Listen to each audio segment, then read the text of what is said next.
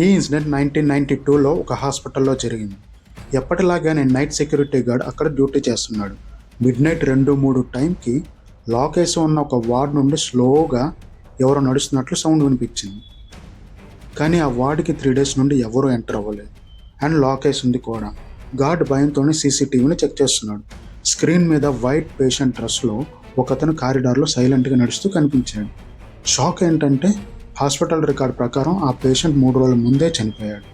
గార్డుకి భయం వేసి వార్డు లోపలికి పరిగెత్తాడు. డోర్ ఓపెన్ చేశాడు. అంతా సైలెంట్గా ఉంది. భయంతో అక్కడే ఉన్నాడు. సడన్గా పక్కన ఉన్న హార్ట్ మానిటర్ ఆటోమేటిక్గా ఆన్ అయి హార్ట్ బీట్ సౌండ్ వినిపించింది. కానీ అక్కడ ఎవరూ లేరు. బెడ్ ఖాళీగా ఉంది. సెక్యూరిటీ గార్డు భయంతో హాస్పిటల్ నుండి పారిపోయాడు. అంతే. ఆ రాత్రి తర్వాత ఆ గార్డ్ ఇంకా ఎప్పుడు హాస్పిటల్కి తిరిగి రాలేదు. ఇలాంటి ఇంట్రెస్టింగ్ వీడియోస్ కోసం వీఫ్యాక్స్ని సబ్స్క్రైబ్ చేయండి.